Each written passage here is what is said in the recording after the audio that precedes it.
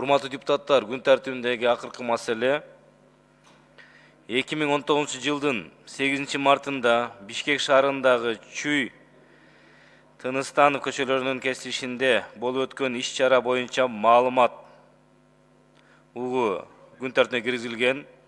Чакырылгандар Асанов Курсан Сатарчы, Ички иштер министринин орун басары, Опунбаев Орозбек Найманович, улуттук коопсуздук мамлекет төрагасынын биринчи орун басары, Толбаев Балбак Зарлыкович, Бишкек шаарынын мэриясынын аппарат жетекчиси. Күн тартибидеги маселе боюнча ким маалымат? Курсан Сатарчы, сиз бересизби? Биринчи болуп сиз жазылыпсыз. Кимиңиздер маалымат бересиздер? Аппарат. Мейли берериз. Курсан Сатарчы. Маалымат берип коюңуз. Маалымат кыскача.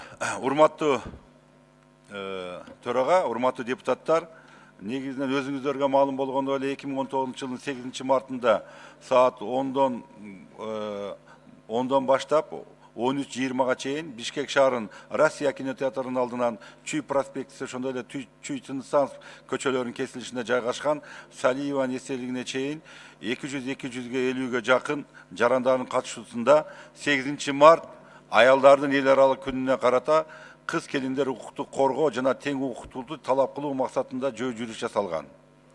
Аталган жүрүшкө ал жерде бул жерде жазып коюптур. Кыргыз ЖК мурдагы депутаттар Жээнбеков, укук коргоочулар Карасартова, Абдырасулова, коомдук ишмер Байсалов, жарандык активист Токтон Асыровдор катышкан дейт. Чогулгандардын колдорунда төмөнкү мазмундагы плакаттар кармап жүрүштү. Баш ийбе мен тандоомду кылдым. Курманжандаткан сүрөтү, пролетарский всех стран соединяйтесь, анархистский за феминизм, ар бирөөнүн кызы, аялы, сиңдиси инсан, колонизация – это рабство, каждый из 3 женщин подвергается насилию, остановим это, тең мүмкүнчүлүк, өнүккөн өлкө, никто никому ничего не должен. 8 март аялдардын укуктары үчүн көрүшүүдөгү тилектештик күнү. Наша борьба сильнее страха деп.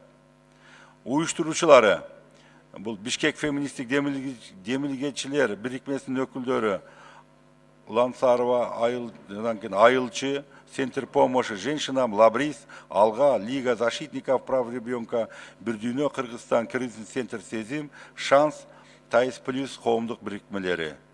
Иш-чаранын жүрүшүндө 40 чара коомдук бирикмесинин төрагасы Көчөрбаев жана өкүлдөрү менен жүрүшкө катышкан айымдарга 8 март аялдардын эл аралык майрамы менен куттуктап гүлдөрдү таргатып беришкен. Негизи кыскача маалымат ушул мендеги. Рахмат, Курсан Сатарыч. Тактоо иретинде Жээнбеков Равшан Бабырбекович 5-чакырылыштын депутаты айтылды аты. Суроолор, урматтуу депутаттар. Маалымат айтылды. Демилгечи Жылдыз Аманбековна.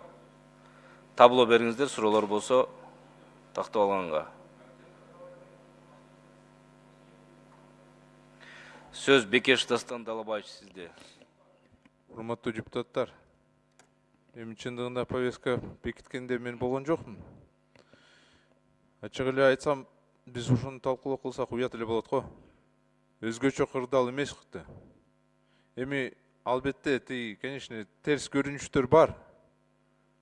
Мэр, МВД алар дагы күнөөлүү эмес да эми. Гейлер эми артынан келсе эми алардын күнөөлүү эмне? Эми гейлер артынан келе берет эми акырындан. Просто этат болуш керек да. Биз бул талкуулоо менен эмнени жаратабыз? Ачык эле айтсам, мындай шартты түзүп атабыз да. Европага жарандар азыр жаш балдар барса, бул стенограмманы көрсөтсө, мына басымдоо кылып атышат деп депутаттар. Бул теманы талкуулоо кылып атышат. Европа өлкөлөрдө, башка өлкөлөрдө буларга убежище берип баштайт. Анан эл аралык деңгээлде биз дагы уят болобуз. Мен ойлойм, эми мындай мыйзам бузуулар болгон жок. Просто андайларга мындай кичине башкача кичине көңүлдү буруш керек да. Жогорку кеңеште талкуулоо кылбай эле. Просто коомду чакырыш керек, андай кылбагыла, бул жаман нерсе экен. Гейлерди, мындай ЛГБТ пропаганда кылып, биз өзүбүз эле азыр пропаганда кылып атпайбызбы? Ошону теманы талкуулап кылып. 2-3 күн өтөт эле и бүт баары эле унутат эле да. А биз Жогорку Кеңешке алып чыгып бул маселени наоборот күчөтүп жатабыз да. Бул тема аркылуу бирөөлөр грант алат, бирөөнүн наоборот гранттандыйт. Мына биз даже жардам берип атабыз ушул тема менен. Ошондуктан каршы болбосоңор, урматтуу депутаттар, бул теманы алып салбайлыбы күн тартибинен.